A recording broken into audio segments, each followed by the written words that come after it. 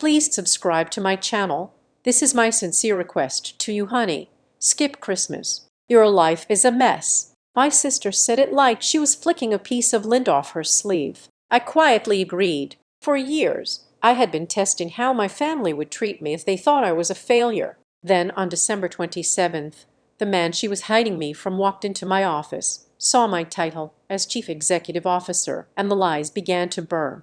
My name is Violet Bell. The glass walls of the conference room on the 42nd floor of the Cascadier Clinical Innovations Tower were designed to be soundproof, but they could not silence the vibration of the phone against the mahogany table. It was December 18th. The city of Seattle lay beneath us, a grid of gray rain and holiday lights, but my focus was entirely on the holographic data projection hovering in the center of the room. The predictive algorithm is showing a 98% accuracy rate for postoperative sepsis detection within the first 6 hours, I said, keeping my voice level. My team sat around me, pens scratching, tablets glowing.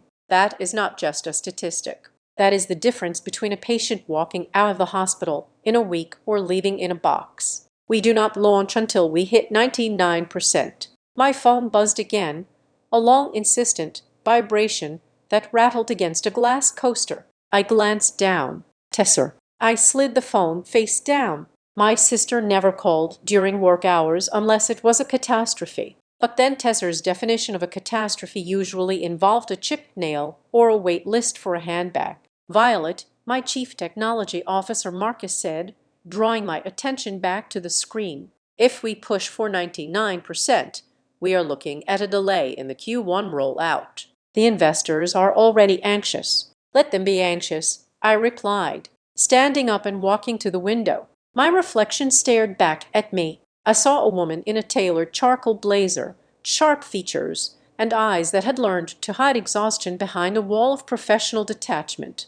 Vantapulse is my legacy. Marcus, I will not sell a half-finished shield to a surgeon. We hold the line. The meeting wrapped up 10 minutes later. As the team filed out, gathering their laptops and whispering about holiday plans, I was left alone in the silence of the executive suite. The air conditioning hummed, a low, artificial winter wind. I picked up my phone. 3 missed calls. 1 text message. Emergency regarding Christmas. Call me now. My stomach tightened, not with fear, but with that old familiar exhaustion that came from being a belle. I sat down in my leather chair, the one with the ergonomic support that cost more than my first car, and pressed the dial button. Tesser picked up on the first ring. Finally, she snapped. There was no hello, no question about how my day was going, or if I was busy running a company that was on the verge of revolutionizing post-surgical care. I have been trying to reach you for an hour. Violet, I was in a board meeting, Tesser, I said, leaning back and rubbing my temples. What is the emergency? Is Mom okay? Is Dad? They are fine. This is about the 25th. This is about Christmas dinner. I checked the digital calendar on my desk. I already bought my ticket, Tesser. I sent the confirmation to Mom last week. I land at 10:00 in the morning. Yeah, Tesser said, and her voice dropped an octave. It was a tone I recognized. It was the tone she used when she was about to ask for a favor that would cost me dignity. About that, we need to talk. I am listening. You need to skip it, she said. The words hung in the air, suspended like dust motes. Excuse me. Skip Christmas, she repeated faster this time, like she was ripping off a bandage. Your life is a mess, Violet. I can't have you there. Not this year. I laughed, a dry, humorless sound that barely escaped my throat. My life is a mess, Tesser. I am literally sitting in a corner office overlooking the Space Needle. Nobody cares about your little admin job, Violet. She cut in. Look, this is serious. You know I have been seeing someone new. Dr. Brand Holloway. She said the name like it was a royal title. I have heard the name. I said neutrally. You said he is a doctor. He is not just a doctor. He is the doctor. He comes from one of those families. Violet, old money, Ivy League, the kind of people who have libraries named after them. He is perfect. And this is the first time he is meeting the parents. The first impression has to be flawless. I swiveled my chair around to look at the city again, and my presence ruins that perfection because why exactly Because you are you, she said, struggling for the words but not struggling hard enough to spare my feelings. I told him about you. I had to. He asked about siblings. I told him you work in hospital administration. You know, filing papers, answering phones. I told him you're struggling a bit, that you're still finding yourself. I closed my eyes. You told him I am a secretary. I made it sound noble, she insisted. But let's be real. You live in that tiny apartment downtown. You drive a 5-year-old sedan. You dress like a librarian. Brant is used to elegance. Violet, he is used to success. If you show up with your heavy energy and your complaints about rent and your whole tragic spinster vibe, it is going to ruin everything. I finally have a shot at a real future here. Do not take this away from me. My heavy energy, I repeated. Mom and Dad agree, she added, playing her ace card. My hand tightened around the phone. Put them on. They are right here. There was a shuffling sound, and then my mother's voice came through the speaker. It was softer, filled with that weaponized pity she had perfected over 3 decades. Violet, honey, I am here. Mom, Tesser says I am banned from Christmas. Oh, don't use that word. My mother sighed. It is not a ban. It is just a strategic absence for your sister. You know how hard she has tried to find a good man. This Grant fellow, he is really something special. We just want the evening to flow smoothly, and I disrupt the flow. I said it was not a question. You can be a little intense, dear. My father chimed in from the background. You are always so serious, always talking about work and sad things. Tesser needs this night to be light, joyful, high status. High status? I whispered to the empty room. I looked around my office. On the wall to my left hung the Innovator of the Year award from the National MedTech Association. Beside it was a framed photograph of me shaking hands with the governor when we secured the state grant for Vantapulse. On my desk lay a contract worth $12 million that I was scheduled to sign in January. They knew none of it for 10 years since I left home. I had played a game. I wanted to be loved for who I was, not for what I could buy them. So I never told them about the promotions. I never told them when I founded Cascadier. I kept my old apartment for when they visited. I wore simple clothes. I let them believe I was the struggling, serious, boring sister, while Tesser was the shining star who just needed a lucky break. I had built a test, and they were failing it spectacularly. So I said, my voice steady, devoid of the tears they probably expected, you want me to stay in Seattle alone on Christmas so Tesser can pretend to be the only successful child. It is just 1 year, Tesser said, snatching the phone back. Please, Violet, if you love me, you will do this. Just stay away. Let me have my moment. I told him you were busy with inventory or something. I looked at the reflection of the woman in the glass. She looked powerful. She looked dangerous, but to the people on the phone, she was invisible. Fine, I said. The silence on the other end was heavy with shock. They had expected a fight. They had prepared for an argument, for guilt trips, for me to beg. Really? Tesser asked. Really? I said. You want a perfect Christmas. I will not stand in your way. I will cancel my flight. Oh, thank God. Tesser exhaled, and I could practically hear the tension leaving her body. You are the best, Vi. Seriously, I will make it up to you. We can do a late Christmas in January. Just us girls when the pressure is off. Sure, I said. In January, I have to go. I have a fitting for my dress. It is red velvet. Violet, you should see it. Brad is going to lose his mind. Goodbye, Tesser. Merry Christmas. I ended the call before she could say it back. The office was dead silent.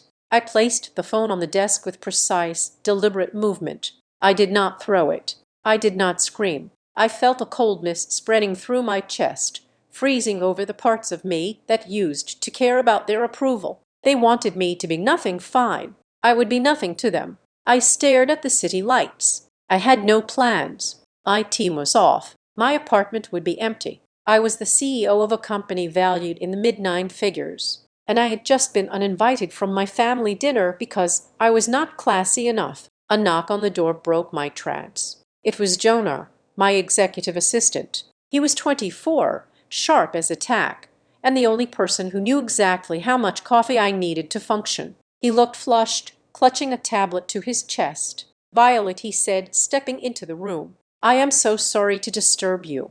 I know you wanted to leave early today." "It is fine, Jonah." "What is it?" "We just got a confirmation from the representative of the St. Jude Providence Hospital Network," he said, his eyes wide. "They want to move forward with the acquisition talks for the Vantapulse pilot program. They want to close the deal before the fiscal year ends." I sat up straighter. This was the whale we had been hunting for 6 months. A partnership with St. Jude Providence would put our AI in 20 major hospitals across the state. It was the contract that would turn Cascadia from a successful startup into an industry standard.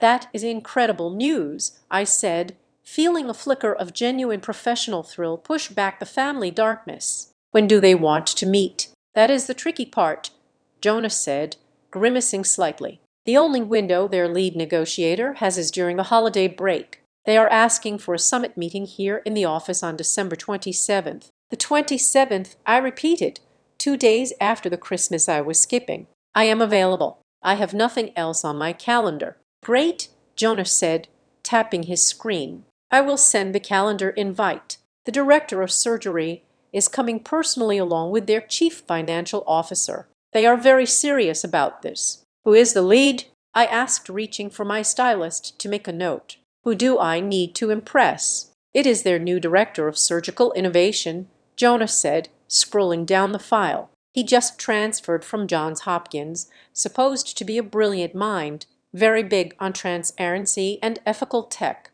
"Name?" I asked, looking up. "Dr. Grant Holloway." My hand froze in midair. The room seemed to tilt slightly to the left. The hum of the air conditioning roared in my ears like a jet engine. "But," I asked, my voice sounding strange to my own ears. "Dr. Grant Holloway," Jonah repeated, oblivious to the fact that he had just dropped a bomb on my entire existence. "Do you know him?" I looked at the name on the digital file Jonah had forwarded to my screen. There was a photo attached. A man in his late 30s, square jaw, intelligent blue eyes, wearing a white coat that looked tailored. He looked kind. He looked expensive. He looked exactly like the man Tesser had described as her ticket to a better life, the man she was hiding me from, the man who thought I was a chaotic, struggling administrative assistant who ruined family gatherings with my heavy energy. And on December 27th, he was walking into my building.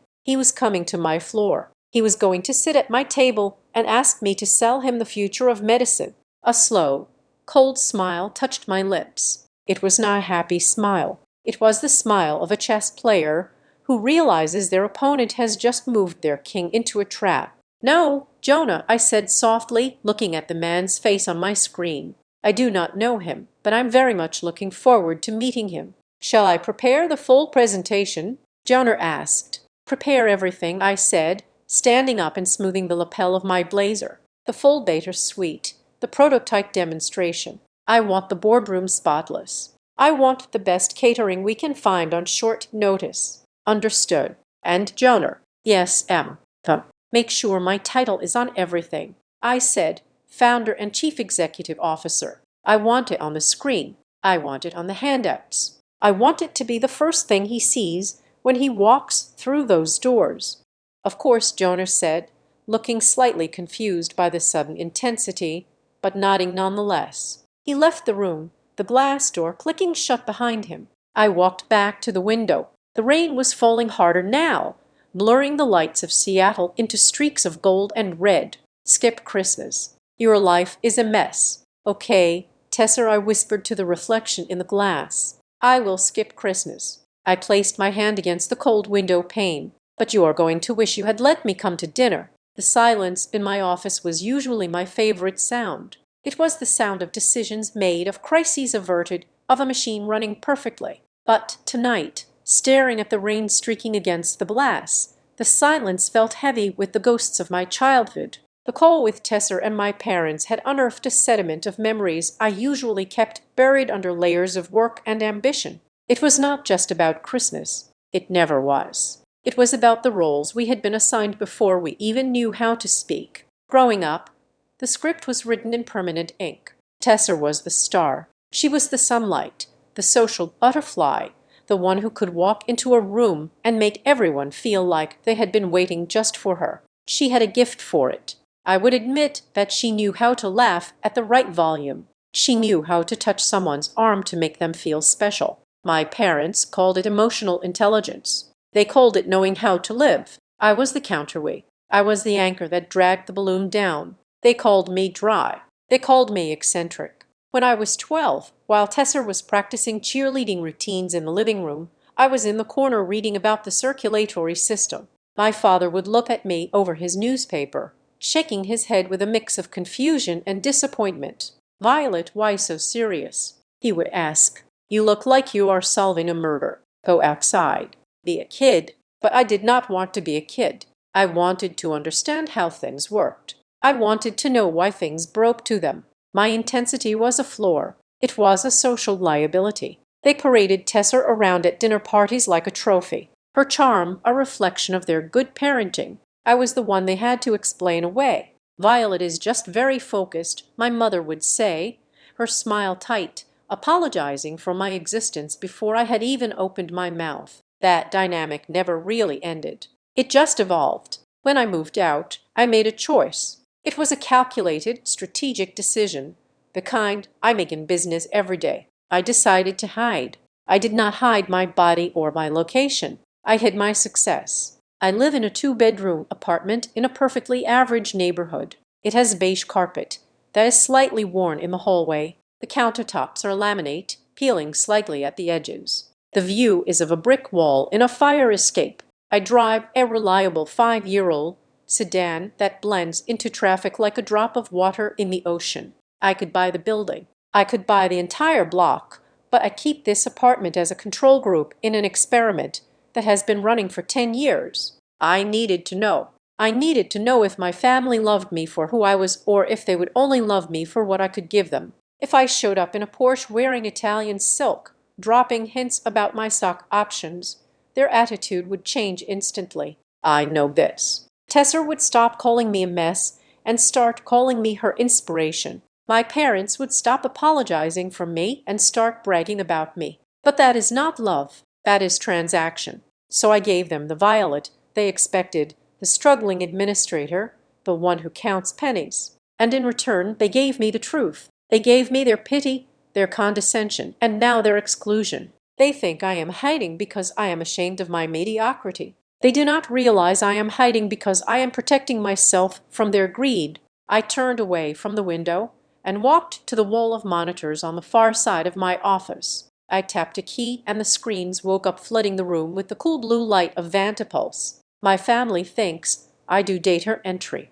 They think I shuffle papers in a basement. The reality is that Vantipulse is the most advanced post-operative monitoring system in the world. My journey here did not start with a desire for wealth. It started in a hospital room 7 years ago. I was 25, working as a junior analyst for a different firm, and I had a mentor. His name was Arthur. He was brilliant, kind, the sort of man who remembered your birthday and the name of your cat. He went in for a routine gallbladder surgery. Low risk, standard procedure. I visited him 2 days later. He was joking, laughing, complaining about the hospital food. He looked fine. The nurses checked his vitals every 4 hours. His chart looked normal, but inside his body, a microscopic leak had started. Sepsis was blooming in his blood like a dark flower. By the time the standard monitors picked up the spike in his temperature and the drop in his blood pressure, it was too late. I watched the crash team rush in. I watched the panic. I watched a man who was alive and joking at noon turn into a corpse by sunset. It broke something in me, but it also built something. I spent the next month obsessing over his charts. I pulled the raw data and I saw it. The signs were there. 12 hours before he crashed, there were subtle deviations in his heart rate variability, tiny fluctuations in his oxygen saturation that were statistically insignificant to a human nurse on a 12-hour shift, but mathematically glaring if you knew how to look. A machine would have seen it. An algorithm would have screamed. That was the birth of Vantipulse. I realized that a minute earlier can be a life. 10 minutes earlier is a miracle. 12 hours earlier is a cure. I poured everything I had into this company. I ate ramen for 3 years. I slept under my desk. I hired the best data scientists in the country and told them we were not building software. We were building a guardian. Now, Vantapulse monitors 40,000 beds across the country. Every day, my system flags a patient who looks fine but is actually dying. Every day, a nurse gets an alert, checks a patient, and stops a tragedy before it happens. I tried to tell my parents once. It was 3 years ago, right after we got our first round of major funding. We were at Thanksgiving dinner. I am doing really exciting work, I had said, trying to catch my father's eye. I am building a medical technology platform. It uses AI to predict complications. My father had nodded, carving the turkey. That is nice, honey. Computers are very important in hospitals these days. Someone has to keep the records straight. No, I corrected him. I'm not keeping records. I am building the system. It is my company. Pass the gravy, please. Tesser had interrupted. Dad, did I tell you Grant took me to that winery in Narper? The one where the bottle costs $500. 500. My mother gasped, her eyes lighting up. Oh, Tesser, that is so fancy. And just like that, my company, my life's work, was swept off the table like crumbs. They heard medical and technology, and their brains translated it to its support. They did not want to hear it. It did not fit the box they had built for me. Violet is the worker bee. Violet is the background noise. So I stopped trying. I let them believe what they wanted. And now the irony was so sharp it almost drew blood. They were ashamed of me. They wanted to hide the hospital administrator from Dr. Grant Holloway because he was high class. They wanted to protect his delicate sensibilities from my failure. They had no idea that the man they were groveling to, the man Tesser was pinning all her hopes on, was coming to my office in 2 days to beg for a license to use my technology. Dr. Holloway was a surgeon. He knew the stats. He knew that without Vantapulse, his hospital's post-operative mortality rates were lagging behind the national average. He wasn't coming to Seattle during the holidays to see the Space Needle. He was coming because his career depended on modernizing his department, and I held the keys to the kingdom. I walked back to my desk and picked up the file regarding the St. Jude Providence deal. I looked at Holloway's resume again. He was impressive. Double board certified, published researcher. He had a reputation for being rigorous and demanding. Tesser had described him as old money and dignified, implying he was superficial. But his work suggested a man who cared about outcomes. Would he recognize me? Tesser said she had told him about me, but she had told him I was a mess. She had painted a caricature. When he walks into this office, he will be expecting a mouse. Instead, he's going to meet a lion. I felt a strange calm settle over me. This was not about revenge. I told myself that firmly. I am not a vindictive person. I do not do drama. I solve problems. Revenge would be crashing their Christmas dinner and throwing champagne in Tesser's face. That is messy. That is emotional. What was about to happen was simply physics. It was the law of cause and effect. Tesser had built a relationship on a foundation of lies. She had lied about me to make herself look better. She had lied to me to keep me away. She was trying to curate a reality that did not exist. I was not going to attack her. I was not going to call Grant Holloway and expose her. I was simply going to do my job. I was going to sit in my chair, wear my suit, and sign a contract that would save thousands of lives. If the truth destroyed Tesser's little fantasy world in the process, that was not my fault. That was gravity. I sat down and opened my personal email. There was an automated reminder. Flight to Paris, December 25th. I clicked Cancel Booking. The screen asked, "Are you sure you want to cancel?" Yes, I said aloud. I was done auditioning for the role of the beloved daughter. I was done shrinking myself to fit into their frame. I thought about the young man I had seen in the hospital cafeteria last week. He was sitting by his mother's bed, holding her hand while the Vantapulse monitor hummed quietly in the background. The system had caught a pulmonary embolism 6 hours before it became fatal. They were laughing. They were going to have another Christmas together because I decided to be serious, because I decided to be dry and obsessive. That was enough. That had to be enough. My family could have their perfect curated leaf-filled dinner. They could toast to a future that was built on smoke. I would spend Christmas alone in my apartment. I would order takeout. I would review the data logs. And I would prepare for the 27th. I looked at the calendar on the wall. The date was circled in red ink. December 27th, the day the two halves of my life would finally collide. You wanted to impress him, Tesser, I whispered into the quiet room. You wanted him to see success. Be careful what you wish for.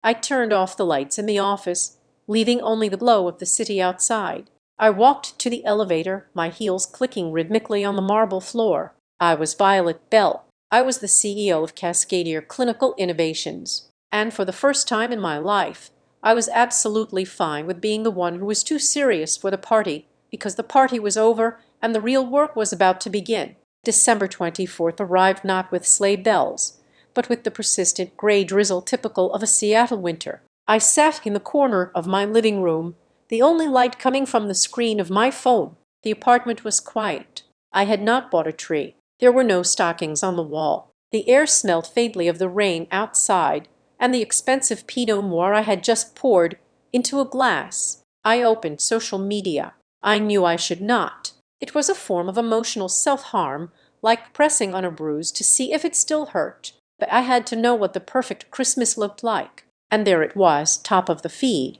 Tesser had posted a photo 5 minutes ago. The setting was my parents' living room in the suburbs. The fireplace was roaring, casting a warm golden glow over the scene. The tree was a masterpiece of silver and gold ornaments towering in the background. In the center stood my family, arranged like figures in a department store window display. My mother wore her best pearls, her hand resting possessively on my father's arm. My father looked proud, holding a crystal tumbler of scotch. And there, front and center, was Tesser. She was wearing the red velvet dress she had mentioned on the phone. It was tight, off the shoulder, dramatic. She looked beautiful. I could not deny that she looked like the heroine of a Hallmark movie, but my eyes were drawn to the man standing next to her, Dr. Grant Holloway. He looked exactly like his file photo, but warmer. He was wearing a dark cashmere sweater over a collared shirt, relaxed but undeniably expensive.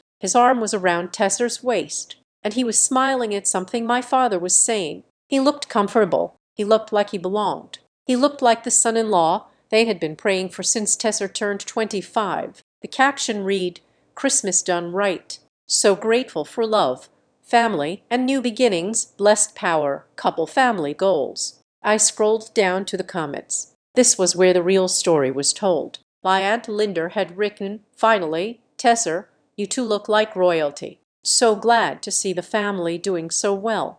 A cousin I had not spoken to in 3 years added, "Wow, he is handsome," upgrading the gene pool. It is nice to see everyone looking so successful. My mother's best friend commented, "A perfect match. Two successful people building a life. Proud of you all." I scanned the photo again. I scanned the caption. I scanned every single comment. There was not a single mention of me. I was not missed. I was not away for work. I simply did not exist. In their narrative, the Bell family consisted of 2 loving parents and 1 shining, successful daughter. My absence was not a hole. It was a correction. They had edited me out of the picture to make the composition cleaner. I took a screenshot. I did not do it out of rage. I did not do it to send to anyone. I did it because I knew that in a few days, when the gaslighting began, when they tried to tell me that I was crazy or oversensitive, I would need proof. I needed to remind myself that this moment happened. I needed to remember that while I was sitting alone in the dark, they were toasting to a version of reality where I was nothing. I locked my phone and set it face down on the table. "Enough," I said to the empty room. I stood up, smoothed my skirt, and grabbed my coat.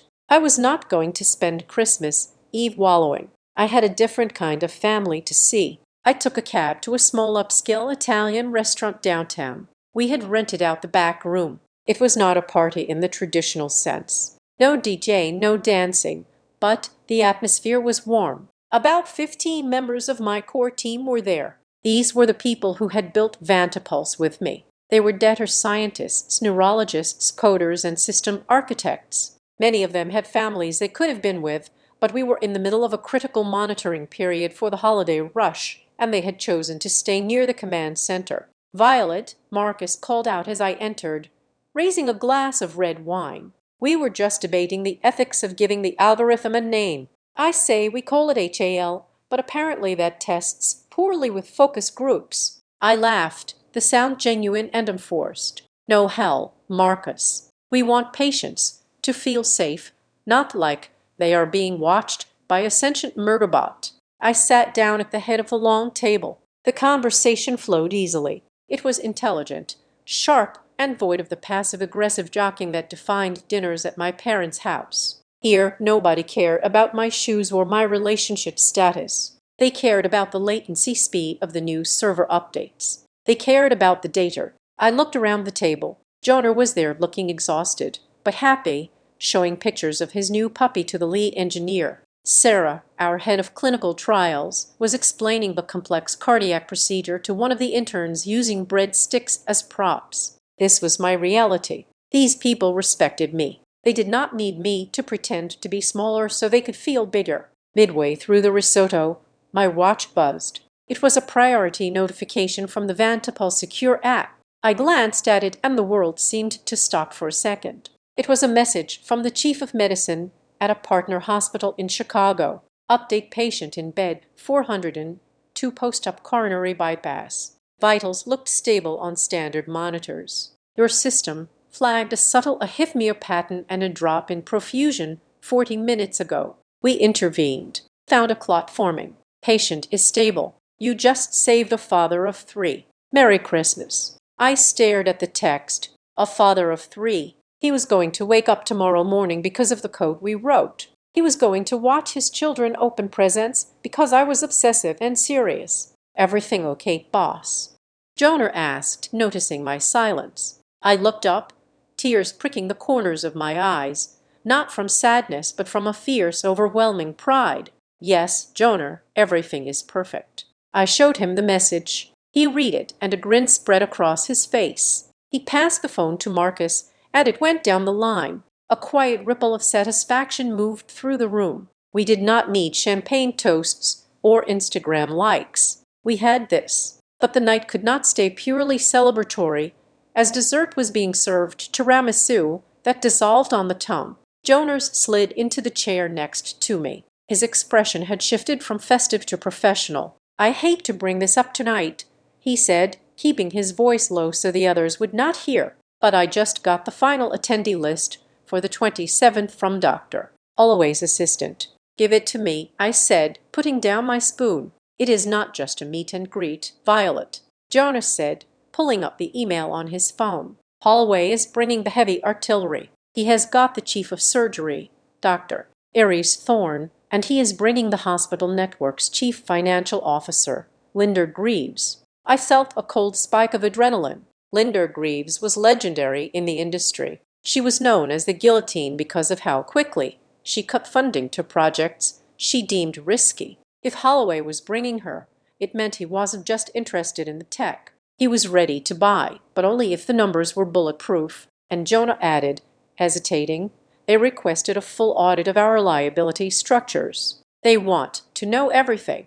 If we mess this up, if we stumble even a little bit on the 27th, word will get out that we aren't ready for the big leaks. It could kill the Q1 momentum entirely." "We will not stumble," I said, though my heart rate had kicked up a notch. Dr. Holloway also sent a personal note. Jonah said he values radical transparency and that he has been burned by vendors overpromising before. He wants to look us in the eye and know exactly who he is dealing with. Radical transparency. The irony was thick enough to choke on. The man who demanded absolute truth in business was currently dating a woman who had built an entire relationship on a fabrication. He was going to walk into my office expecting clarity, and he was going to find out that his personal life was a fob of lies. "He will get his transparency," I said, my voice hardening. I looked at the date on my watch. It was almost midnight. Christmas Day was minutes away in the suburbs. Tessa was probably unwrapping a designer bag,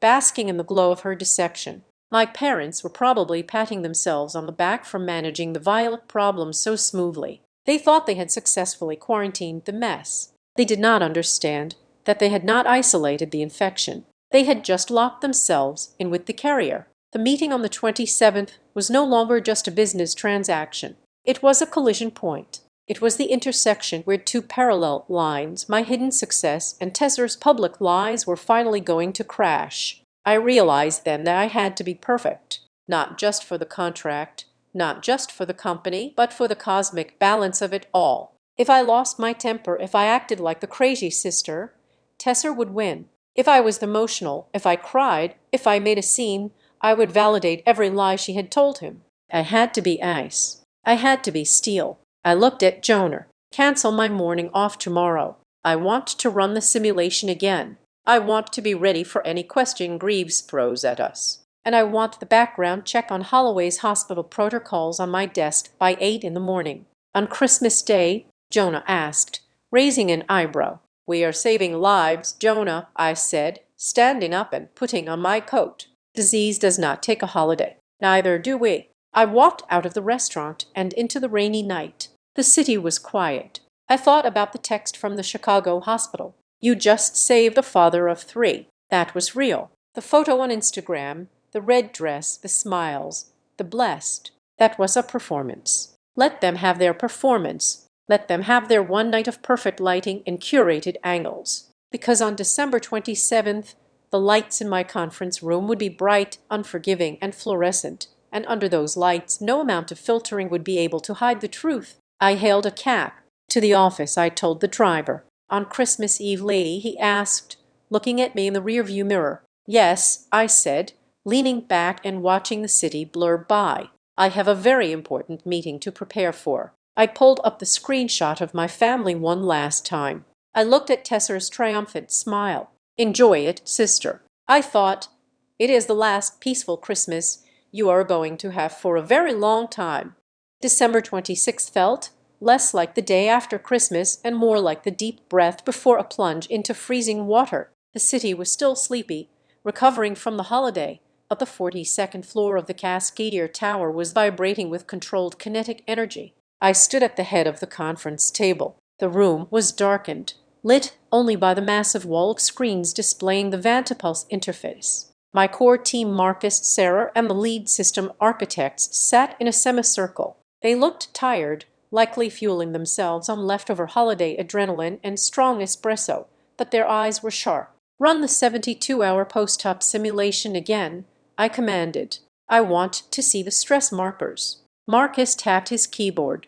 On the screen, a digital avatar of a human body appeared. It was a phantom patient built from terabytes of aggregate data from real cases. Subject is a 55-year-old male, Marcus narrated, his voice steady. Underwent a bowel resection 4 hours ago. Standard vitals are green. Heart rate is 80. Oxygen saturation is 98%. I watched the lines on the graph. To the naked eye, to a nurse checking a chart at 3:00 in the morning. This patient was fine. Introduce the sepsis variable, I said. The screen flickered. A tiny red line began to deviate from the baseline. Pathogen introduced. Sarah said standard monitors are still reading normal, but Vantapulse is picking up a micro tremor in the heart rate variability and a 0.4 rise in core temperature. Alert time? I asked. System triggers a yellow warning at hour 6, Marcus replied. By hour 8, it upgrades to red. Standard care protocols would not catch this until hour 18 when fever spikes. That is a 12-hour lead, I said, leaning forward. That is the difference between antibiotics and a funeral. But the interface is too cluttered. Dr. Holloway is a surgeon, not a data scientist. Clean up the dashboard. I want the time saved metric front and center. He needs to see the value in seconds, not in code. I walked around the table making eye contact with every member of my team. Listen to me, I said, my voice low and serious. Tomorrow is not just a sales pitch. We are being audited by the best. Dr. Holloway and his team are going to look for cracks. They are going to look for glitches. If the system lags, we lose. If the data is messy, we lose. I paused, letting the weight of the moment settle. I know it is the holidays. I know you should be home with your families. But what we are building here matters more than a turkey dinner. No one lets their personal life bleed into this room tomorrow. We are professionals. We are the best in the industry. Let's prove it." They nodded. There was no grumbling. They knew what was at stake. I left them to refine the dashboard and retreated to my office to handle the second part of my preparation, the part that had nothing to do with code and everything to do with the man who was currently dating my sister. I pulled up the dossier I had asked Jonah to compile on Dr. Mark Grant Holloway. It was thick. Jonah had done his job well. I skipped past the medical accolades. I already knew he was a double board certified genius. I was looking for the man, not the doctor. I found an interview he had given to a medical ethics journal 2 years ago. The headline read, "The Scalpel of Truth, Why Transparency is the Only Cure." I began to read and a cold chill went down my spine. In the operating room, Holloway had said in the interview, a lie is a murder weapon. If a resident hides a mistake, a patient dies. If a vendor exaggerates the capability of a device, a patient dies. I'd have zero tolerance for fabrication. I would rather work with a mediocre surgeon who is honest than a brilliant one who hides the truth. Integrity is the only currency that matters to me. I sat back in my chair. This was the man Tesser was trying to trap. My sister, whose entire life was a carefully curated exhibit of half-truths and exaggerations, was sleeping next to a man who viewed dishonesty as a mortal sin. She had told him I was a mess to make herself look like the stable one. She had invented a version of her family to fit his standards. She was playing with fire, and she had no idea that the room was filled with gasoline. I felt a strange mixture of pity and inevitability. Tessa thought she was securing her future. In reality, she was building the house on a fault line. Jonah knocked on the door frame, interrupting my thoughts. "Violet, I have an update from the hospital's procurement department." "Come in," I said, closing the dossier. Jonah walked in, looking a little frantic. "Okay, so the pressure just dialed up. I spoke to their admin. Apparently, the hospital network has a surplus in their capital expenditure budget for this fiscal year, about $15 million. And if they do not spend it by December 31st, they lose it for next year. They are not just coming to kick the tires, Violet. They are coming with a checkbook. If they like what they see tomorrow, they want to sign immediately so the funds clear before the new year." I let out a slow breath. "So, it is an immediate deployment." "Yes," Jonah said. "They want a pilot program in 3 hospitals starting January 5th. That means we need legal compliance and integration teams ready to go on Monday." "We can do it," I said instantly. "We have the infrastructure." It also means, Jonah added, that Dr. Holloway is going to be incredibly thorough. He cannot afford to spend $15 million on a lemon. He is going to grill you, Violet. "Let him grill me," I said. "I am fireproof." Jonah hesitated. "Are you sure you are okay? You have been intense even for you. Did something happen over Christmas?" I looked at Jonah. He was a good kid. He cared, but I could not tell him that my own family had erased me from their holiday photos. I could not tell him that the lead negotiator coming tomorrow was the man my sister was lying to. "I just want this contract, Jonah," I said softly. "I want Vant Pulse to be the standard. I want to stop reading about preventable deaths in the newspaper." "We will get it," Jonah said confidently. "I will go check the catering. No gluten, low sodium, just like you asked." "Thank you, Jonah." When he left, I turned back to my computer. I had one last thing to prepare, my opening statement. Usually, I winged these. I knew my product inside and out, but tomorrow needed to be precise. I needed to introduce myself in a way that bridged the gap between the mess Tesser had described and the CEO standing in front of him. I typed Y Vantipulse. I stared at the blinking cursor. I thought about Arthur, my mentor who died. I thought about the thousands of patients who were just numbers on a spreadsheet to the hospital administration, but who were fathers, mothers, and children to someone else. I typed, "I built this because I believe that human error is inevitable, but tragedy does not have to be. I am not a doctor. I do not save lives with my hands. I save them with the truth. The data does not lie. It does not care about your reputation. It does not care about your budget. It only tells you what is happening right now while there is still time to fix it. I paused the truth. That was the theme. I realized then that I had a choice to make about tomorrow. I could be vindictive. I could drop hints. I could make passive-aggressive comments about my sister Tesser and watch Holloway's face crumble. I could burn her world down with a single sentence. But that was what the messy Violet would do. That was what the bitter, unsuccessful sister would do. The CEO of Cascadier Clinical Innovations did not engage in petty family squabbles. She did not need to. I made a decision right then. I would not attack Tesser. I would not volunteer information about her lies. I would not bring up the Christmas dinner. However, I would not lie. If he asked if I had a sister, I would say yes. If he asked her name, I would say Tesser. If he asked why he had never heard of my company from her, I would tell him the truth, that my family and my business were separate worlds. I would simply stand in the light. If Tesser's lies could not survive the glare, that was her problem. I looked at the clock. It was 7:00 p.m. The office was quiet again. My team had gone home to rest for the big day. I walked to the floor-to-ceiling window one last time. The reflection stared back at me. I looked tired, but I looked strong. The blazer sat perfectly on my shoulders. My hair was pulled back in a sharp, no-nonsense bun. I was not the girl who got left out of photos. I was not the disappointment. I opened my digital calendar. The entry for December 27th occupied the entire date block. 09:00. St. Jude Providence Delegation Lead Doctor. Brand Holloway. I hovered the mouse over the lock event button. Clicking it felt final, like turning the key in a missile silo. Once I did this, there was no going back. The collision was set. My finger pressed down.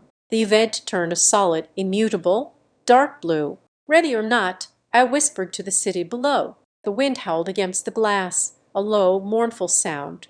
But inside the air was still. It was the heavy pressurized silence of a storm front just before the sky cracks open. I picked up my bag. I turned off the lights. I walked out of the office, leaving the door unlocked for the morning. Tomorrow, the man who hated liars was going to meet the truth, and I had a feeling that by lunchtime, my sister's perfect life was going to look very different. The morning of December 27th was razor sharp. The sky over Seattle was a sheet of unbroken steel, and the air was cold enough to bite through wool. Inside the Cascadier Tower, the atmosphere was sterile and precise. The conference room was set.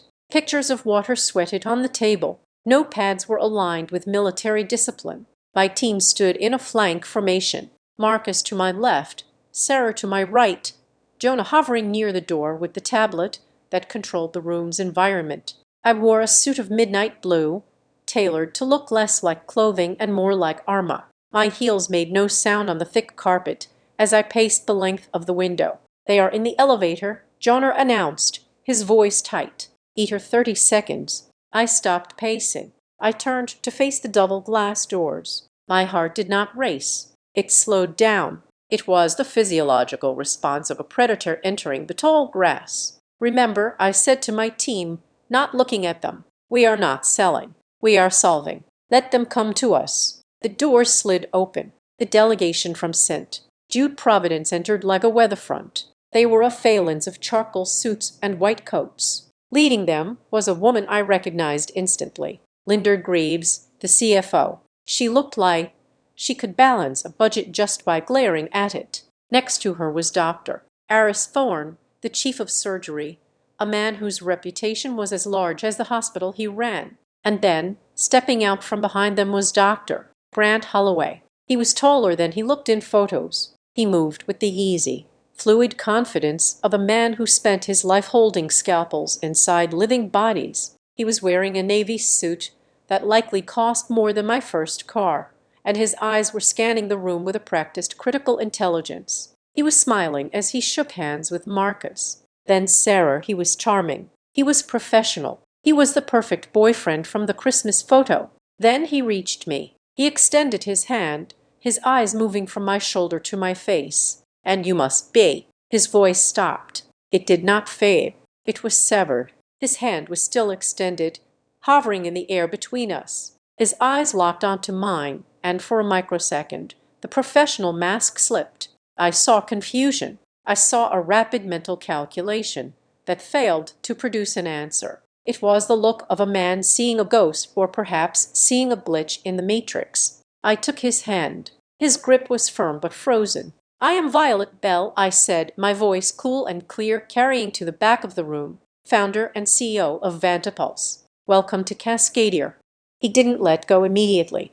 He stared at me, his blue eyes widening slightly. "Bell," he repeated, the word tasting strange in his mouth. "Yes, Bell." I withdrew my hand gently, breaking the contact. Dr. Thorne, the chief of surgery, stepped forward, oblivious to the tension radiating off his colleague. "MS. Bell, it is an honor," he boomed, shaking my hand vigorously. "I have been following your white papers on predictive sepsis algorithms for 2 years. The work you are doing is fascinating." "Thank you, Dr. Thorne," I said, turning my attention to the senior man. "We believe the data speaks for itself. We are eager to show you the new latency protocols." I gestured for everyone to sit. The shuffling of chairs and the clicking of briefcases filled the silence. I walked to the head of the table. I could feel Holloway's eyes on me. They were burning into the side of my face. He sat down slowly, like a man lowering himself into a bath of ice water. He leaned over to Dr. Thorne, whispering something. Thorne nodded, pointing at the screen. Holloway looked back at me. He looked at the nameplate in front of my seat. "Violet Bell, CEO." I cleared my throat. "Before we begin the demonstration, I want to clarify our objective. We are not looking for a vendor relationship. We are looking for a clinical partnership. Vantapulse is designed to be an extension of your surgical team, not a replacement." I clicked the remote. The screen behind me flared to life, displaying the real-time monitoring of 40,000 beds across the country. It was a galaxy of data points, a living, breathing map of human survival. "Impressive scale," Linda Greaves noted, her pen hovering over her notebook. "But scale implies cost. What is your implementation overhead?" "Zero for hardware," I answered instantly. "We integrate with your existing telemetry. The cost is purely licensing and server capacity. We can have 3 hospitals live in 48 hours. Greaves raised an eyebrow. 48 hours. That is ambitious. "It is tested." I said, "We did it in Chicago last month." The presentation continued for 40 minutes. I was not a sister. I was not a daughter. I was a machine. I fielded technical questions from Thorne, financial probes from Greaves, and integration queries from their IT director. I was floorless. I knew every number, every decimal point. Holloway stayed silent. He sat there, his hands clasped on the table, watching me. He was listening, but I could tell his mind was running a parallel process, trying to reconcile the woman in front of him with the story he had been told. Finally, we reached the QA session. "The clinical utility is clear," Dr. Thorne said, leaning back. "But adoption is always the hurdle. Surgeons are creatures of habit. They trust people, not boxes. They need to know the leadership behind the tech understands the human element." He looked at me with a fatherly curiosity. "You are based here in Seattle, correct?" "MS. Yes," I said. "Cascadier was founded here." "Do you have roots here?" Thorne asked, making polite small talk while he organized his papers. "Family in the area." The room went quiet. It was a standard question, the kind used to build rapport in business meetings. But in this room, it was a grenade. I looked at Holloway. He had stopped breathing. His eyes were wide, pleading, terrified of the answer. I did not blink. "Yes," I said calmly. "My parents live in the suburbs, and my sister lives here in the city." The word sister hung in the air. Holloway's face drained of color. He looked like he had been punched in the gut. He leaned forward, his voice low, almost a whisper, ignoring the other people in the room. "Your sister," he said. "Her name? Is it Tesser?" The other executives looked at him, confused by the sudden intensity of the question. I met his gaze. I did not smile. I did not frown. I gave him the radical transparency he claimed to value. "Yes," I said. "Her name is Tesser." The silence that followed was absolute. It was a vacuum. Linda Greaves looked from me to Holloway and back again. She was sharp. She sensed something personal had just breached the boardroom. "Small world," she murmured, though her tone suggested she knew it was more than that. Holloway sat back in his chair. He looked physically ill. He was putting it together. The puzzle pieces were slamming into place. Tesser's messy sister, the hospital administrator, the failure, the one who was too embarrassing to be invited to Christmas dinner. She was the woman standing at the head of the table. She was the woman holding the $15 million contract he needed to sign. He looked at the screen, at the complex algorithms that were saving lives. Then he looked at me. He saw the suit. He saw the command I held over the room. He saw the respect his boss, Dr. Thorne, was giving me. And he realized that everything he had been told for the last 3 months was a lie. Dr. Holloway, I asked, my voice polite but cutting, do you have any questions about the data? He blinked, struggling to find his voice. He looked at his notepad. His hands were shaking slightly. No, he rasped. He cleared his throat and tried again. No, the data looked sound. Excellent, I said. Then let's talk about the pilot program.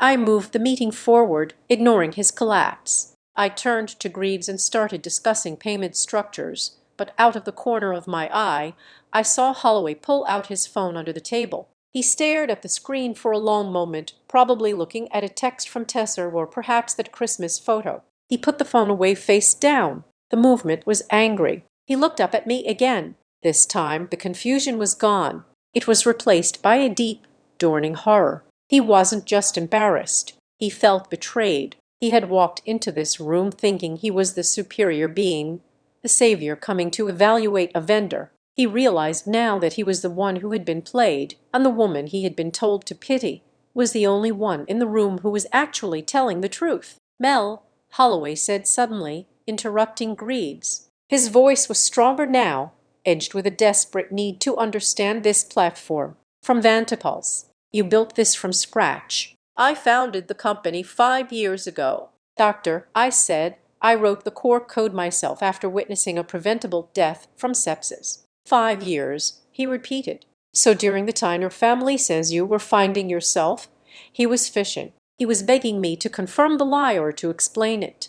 I have been here, I said simply, building this. My family has their own perspective on my career. We don't discuss business. It was a graceful answer. It protected his dignity in front of his boss. It didn't throw my family under the bus explicitly, but to him, it was devastating. It confirmed that the disconnect wasn't mine. It was theirs. I see, he said. I see. He looked down at the contract in front of him. The name Violet Bell was printed at the bottom in bold letters. He realized then that the mess Tesser had warned him about was the most competent person he had met all year, and the woman he was dating was a liar who had erased her own sister to make herself look better. The meeting ended 30 minutes later. Handshakes were exchanged. The deal was essentially done. Greaves was happy with the numbers and Thorne was sold on the science. As the group moved toward the door, Holloway lingered. He let the others exit first. He stood by the door, looking at me. The arrogant confidence he had walked in with was gone. He looked humbled. He looked shaken. Mel, he said, Dr. Holloway. He opened his mouth to say something, perhaps to apologize, perhaps to ask how this was possible, but the words failed him. There was nothing he could say that wouldn't sound insane. Sorry, my girlfriend told me you were a loser. He just nodded a stiff, jerky motion. We will be in touch regarding the final signatures, I said. Yes, he said. We will. He walked out. The glass door slid shut. I stood alone in the conference room. My team was high-fiving in the hallway, celebrating the successful pitch. I walked to the window and looked down. I saw the group walking out of the building and getting into a black SUV. I saw Holloway stop on the sidewalk. He didn't get in immediately. He pulled out his phone again and made a call. He looked furious. I watched him pace for a moment, gesturing with his free hand before getting into the car. I turned back to the empty room. The nameplate on the table still read Violet Bell. The first domino had fallen, and the sound it made was louder than thunder. The presentation ended with the kind of polite, shuffling noise that usually signals a success. My team, Marcus, Sarah, and the others were beaming as they packed up their laptops. They knew we had nailed it. The metrics were undeniable, and the financial model was sound. To them, this was just another high-stakes win in a year full of them. But as the room emptied,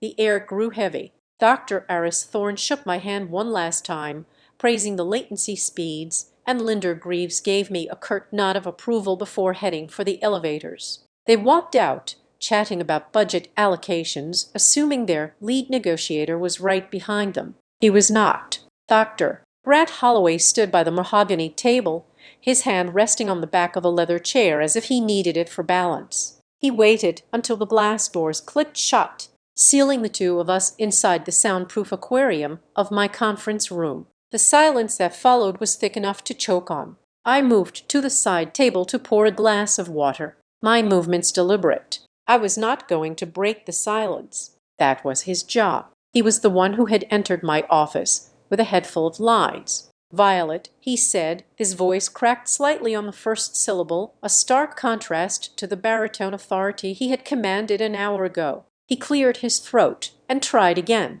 "MS. Belle, do you have a moment?"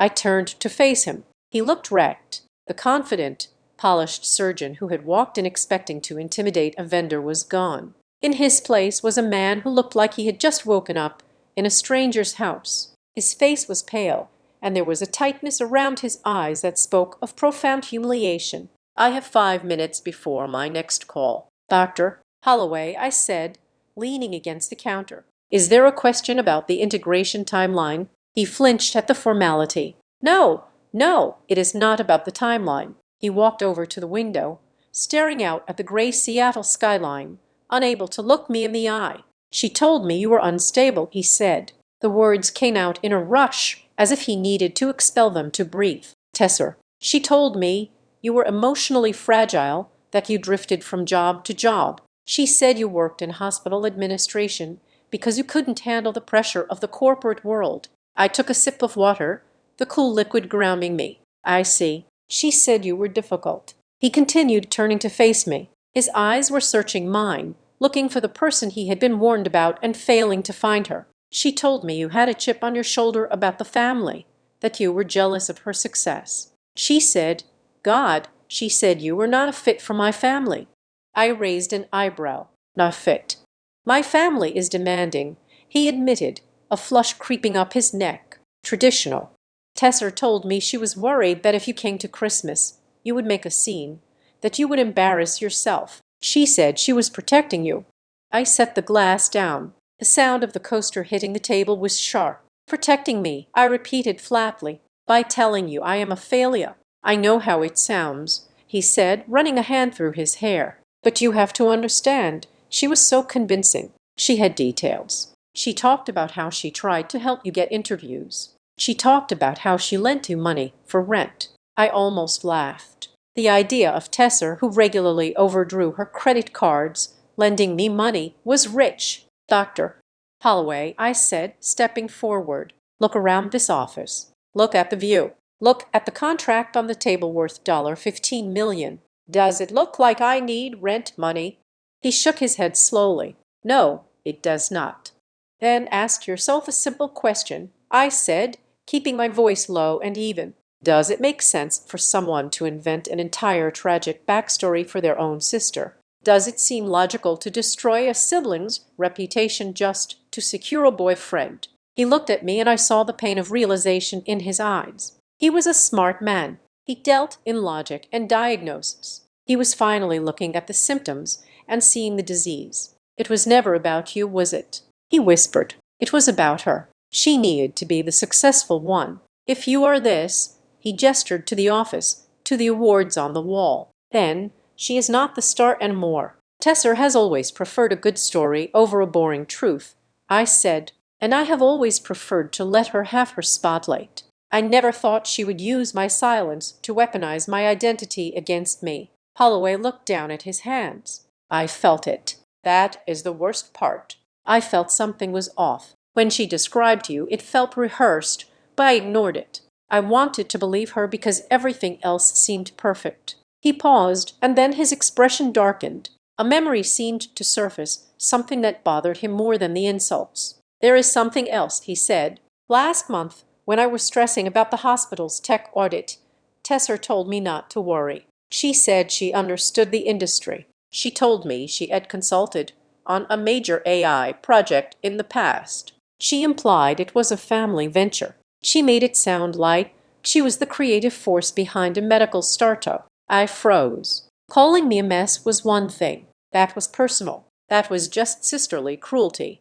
But claiming credit for my work, claiming to have a hand in Vantapulse that crossed a line, that was professional theft. She said that. I asked, my voice dropping a few degrees. She didn't name the company, Holloway clarified. She just said she gave critical user experience feedback that saved the launch. She acted like she was the silent partner in a big tech success. I walked over to my desk. Come here, Grant. I used his first name intentionally. I needed him to step out of his role as a doctor and into the role of a witness. He walked over, standing behind my chair. I opened my archived emails and searched for Tesser's name. I scrolled back 3 years to the early days of Vantapulse when I was still seeking seed funding. Read this, I said, pointing to an email dated November 2021. The subject line was, "Hey sis, weird question." Holloway leaned in and read the text aloud. "Violet, are you still doing that computer medical thing? I am at a mixer and there is a guy here from TechCrunch. Send me that slide deck you showed Mom. I want to sound smart. Maybe I can hook you up. Also, can I borrow your black heels?" I clicked on my reply. "No, Tesser, this is proprietary. Please do not discuss Vantapulse with anyone." And her response, "Whatever. You are so paranoid. Nobody cares about your boring code anyway. Have fun being poor." Holloway stared at the screen. The date stamped the tone, the dismissal. It was all there. She didn't consult, I said, turning to look at him. She didn't advise. She mocked it. She called it boring. And now that it is worth hundreds of millions, she is using it as a prop to impress you. Holloway straightened up. His face was hard now. The confusion had evaporated, replaced by a cold, simmering anger. He was a man who built his career on precision and honesty. He had just realized he was sleeping with a fraud. "She stole your valor," he said. "She took your work, your struggle, and she wore it like a costume. She tried to," I corrected. "But the thing about technology, doctor, is that it leaves a trail. You cannot fake code, and you cannot fake character." I closed the laptop. I keep my life separate for a reason. I told him I do not need my family's validation. I do not need their applause, but I will not allow them to rewrite my history to suit their narrative. I am a professional. I will not let this affect our contract, but I will also not help you maintain the illusion that she is perfect. Holloway looked at me with a new kind of respect. It was not the respect of a buyer for a seller. It was the respect of one survivor recognizing another. "I am so sorry," he said, "about Christmas. I sat there at that table eating your mother's food, listening to them talk about how troubled you were. I participated in it. I let them erase you. You didn't know. I said you were given a data set that was corrupted. You acted on bad information. That is a diagnostic error, not a moral failing." "It feels like a moral failing," he said bitterly. "I prided myself on seeing people clearly, and I missed this completely." He checked his watch, but it was a reflexive gesture. He wasn't worried about the time. He was worried about what he had to do next. "I have to go," he said. "We have a dinner reservation tonight. The Four Seasons." "A celebration?" I asked. "It was supposed to be," he said, "but I cannot do it. I cannot sit there and drink wine and listen to her lie about her day. I cannot build a life on a foundation that does not exist." He looked at the door. "I am going to end it tonight." I nodded. I did not tell him what to do. It was not my place. But I knew that for a man like Grant Holloway, once the truth was revealed, there was no going back. He could not unknow that I was the CEO. He could not unhear the lies. "That is your decision," I said. He turned back to me one last time. "Thank you, Violet, for the presentation and for the reality check. It was painful, but I needed it." "Dr. Holloway," I said as he reached for the handle. He stopped. "You came here today for your patients." I said, "You came here because you want to save lives. Keep your focus on that, the contract, the technology that is real. That is what matters. Do not let the personal mess taint the professional good we can do." I looked him dead in the eye.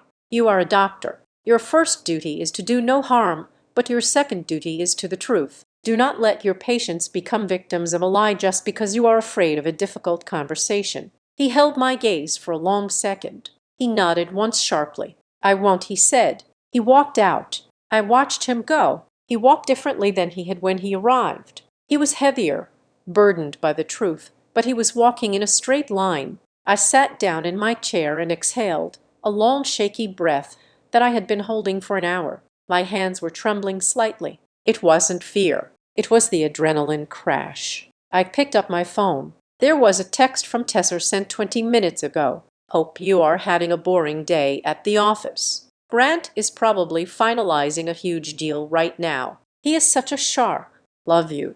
I looked at the message. I looked at the smiley face emoji. I did not reply. There was no need to reply. The shark was coming home, but not with a deal for her. He was coming home with the truth, and for Tesser, that was going to be far more dangerous than any shark. The sun had set hours ago, leaving Seattle wrapped in a cloak of indigo rain. I was back in my apartment, the one with the beige carpet and the peeling laminate that my sister so despised. I sat on my second-hand sofa, a glass of water in my hand, watching the digital clock on the microwave tick forward. 7:30.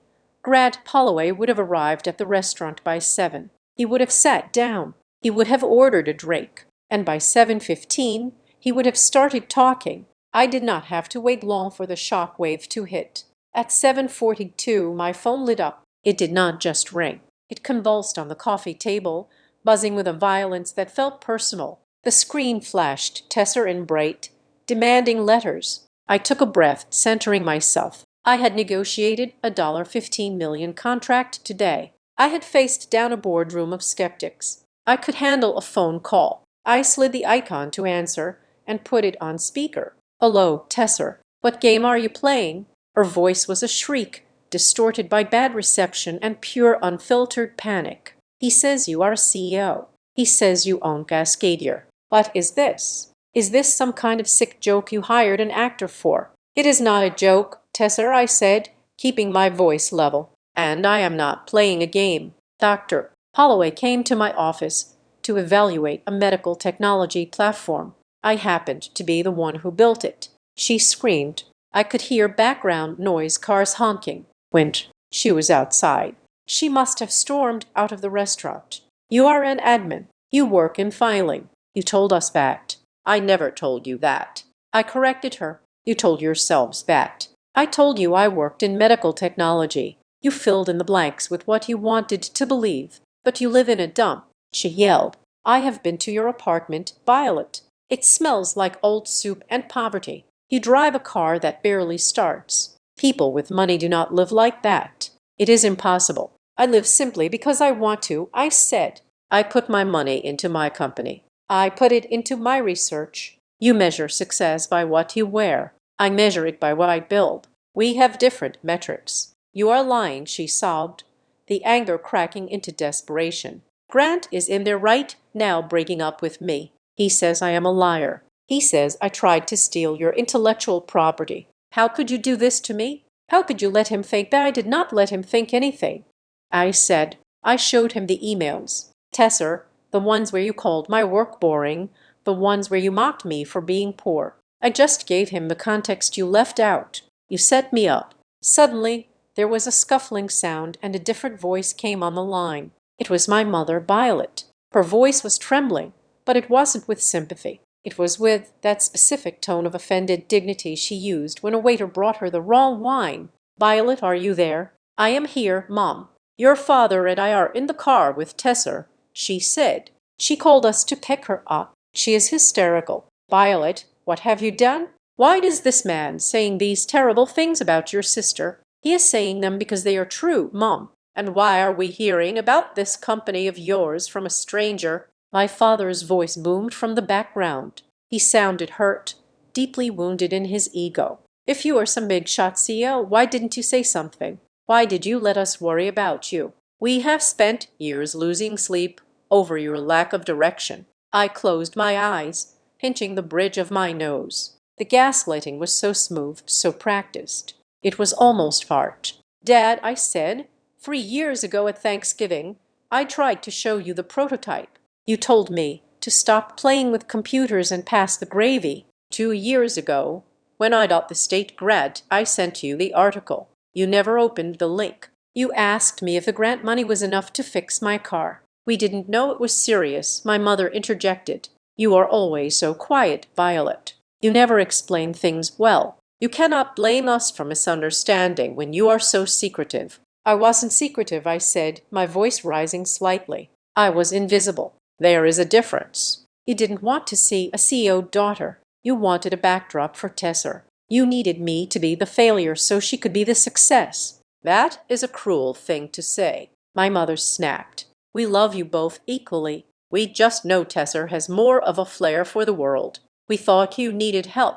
And now that you know I don't need help, I asked, are you proud or are you just embarrassed that you bet on the wrong horse? There was a silence on the other end. It was a heavy, guilty silence. They were stunned not just by the money, but by the power dynamic shift. The daughter they pied was suddenly the one holding the cards, and they hated it. You ruined my life. Tesser's voice came back, tearing through the silence. She had snatched the phone again. Grant was the one. Violet, he was perfect. He was going to take care of me. We were going to get married in the spring. I had the venue picked out and you walked into that room today and deliberately humiliated me. I did my job. Tesser, I said coldly. He came to my office. I didn't invite him. You sent him there. You pushed him toward my company because you wanted to look connected. You walked him right into the truth. You could have lied. She shrieked. If you loved me, you would have lied. You could have told him you were just an employee. You could have pretended for 1 hour. But no, you had to be the big shot. You had to show off. Show off. I laughed. A harsh sound. Tesser, I just signed a contract that will save thousands of lives. Do you think I should have jeopardized that? Jeopardized my professional integrity just to keep your boyfriend from finding out you are a narcissist? I am not a narcissist. I am your sister. You are supposed to have my back, like you had mine on Christmas. I asked, like you had mine when you told him I was a mess, when you told our parents to uninvite me because I wasn't classy enough. That was for your own good. Tesser argued, her logic twisting into knots. I didn't want you to feel bad about yourself next to him. I was sparing your feelings. No, I said you were sparing your image. And today, the image shattered. That is not my fault. That is gravity. He dumped me, Violet. She was sobbing now, deep, ugly sobs. He looked at me like I was garbage. He said he couldn't trust a single word out of my mouth. He said, if I could lie about my own sister, I could lie about anything. Do you know what that feels like to have someone look at you with total disgust? Yes, I said quietly. I know exactly what that feels like. I felt it when I looked at your Christmas photo. I felt it when you told me to skip the holiday because my life was a mess. I hate you, she whispered. The sobbing stopped. Her voice went dead cold. I hate you, Violet. You think you won because you have money. You have nothing. You are cold and you are hard, and you will always be alone. I hate you. My hand tightened on the phone. The words stung, but they didn't bleed. They hit a layer of scar tissue that had been building for years. I know, I said. You hate me because I stopped playing the role you wrote for me. But Tesser, I am not the villain in your story. I am just the reality check you postponed for too long. Don't ever call me again. She spat. I won't enter. I said Grant has the contract. The legal team has the data. My business with your lies is finished. Mom hung up on her. Tesser screamed in the background. The line went dead. I lowered the phone and placed it gently on the cushion beside me. The apartment was silent again. The refrigerator hummed. A car drove by outside, tires splashing on the wet pavement. I sat there for a long time, listening to the beat of my own heart. It was steady. I checked my internal weather. Was I sad a little? It is always sad to watch a burning building, even if you know it was condemned years ago. Was I guilty? I searched myself for guilt. I looked for that familiar pang that usually accompanied any interaction with my family. The feeling that I should have done more, given more, been less of a burden. It wasn't there. For the first time in 30 years, the guilt was gone. In its place was a clarity as sharp as a diamond. I had told them the truth.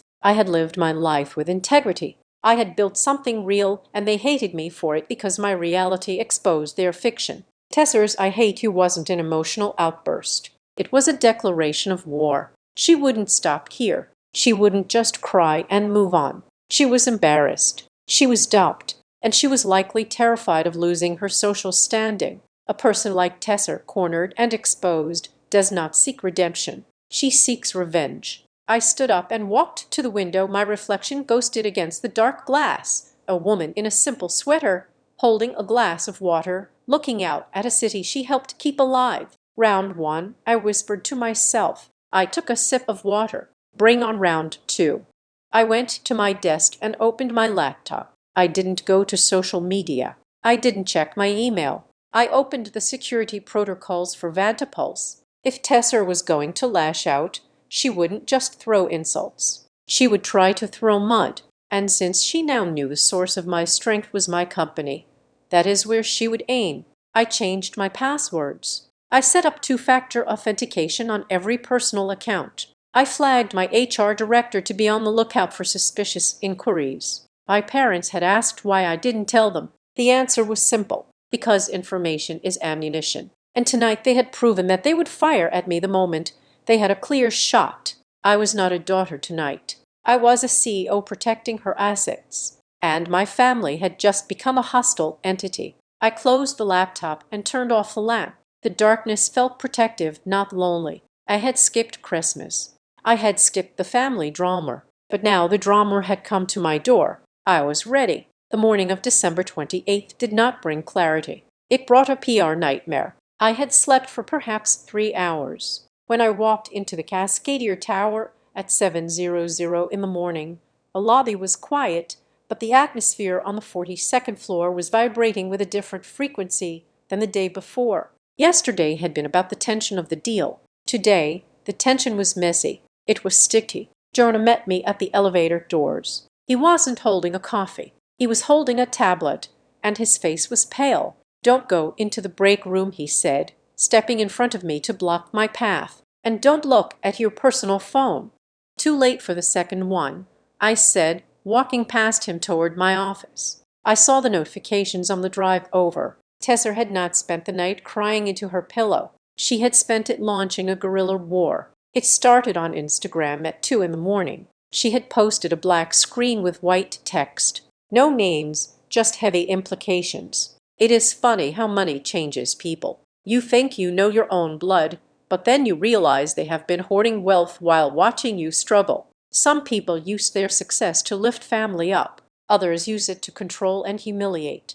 Heartbroken by the cruelty of those closest to me, it was a masterpiece of victimhood. Vague enough to avoid Leal, specific enough to spark gossip. "It is getting traction," Jonah said, following me into my office. "She has tagged it with things like toxic family and betrayal, and Violet the cousins are reposting it." I sat down and opened my desktop. I pulled up the family group chat, which I had muted but not left. It was a war zone. "And Linder, I cannot believe Violet would do this. Testing the family. That is psychopathic. Cousin Mark. Wait, so she is actually rich. Like rich. And she let Grandma drive that beat-up Honda until she died. That is cold. My mother. We are all just in shock. We thought we knew her. Turns out she was laughing at us the whole time. Poor Tesser is devastated." They had successfully spun the narrative. I wasn't the hardworking daughter who had been excluded. I was the undercover millionaire who had maliciously tested their love. They had turned my privacy into a weapon against them. "Let them talk," I said, closing the window. "Gossip doesn't breach contracts." "Did legal send over the final draft for the cent? Jude Providence deal?" Jonah hesitated. He looked at the floor, then at me. "That is the other thing. We had an inquiry this morning, not from the hospital, but from a journalist at the Seattle Star, the gossip column. Someone tipped them off that the CEO of Cascadia has a secret scandal involving a family feud and a stolen billion-dollar idea." I felt a cold tightness in my chest. "Stolen." The tipster claims to be an anonymous source close to the family. Jonah said they're trying to sell a story that Vantapulse wasn't a solo invention. They are implying that the concept was developed during family brainstorming sessions and that you cut your partner out. I laughed. It was a dry, humorless bark. Family brainstorming sessions. The only thing my family ever brainstormed was where to go for brunch. I know, Jonah said, that the journalist is asking for comment, and we received a letter. He placed a piece of paper on my desk. It was a printed email sent to our general legal inquiry box at 4 in the morning. The sender was Justice for Creators 123 gmail.com. I read the text to the Board of Cascadier Clinical Innovations. It has come to light that the intellectual property known as Vantapulse relies on core concepts developed by a third party who has not been compensated.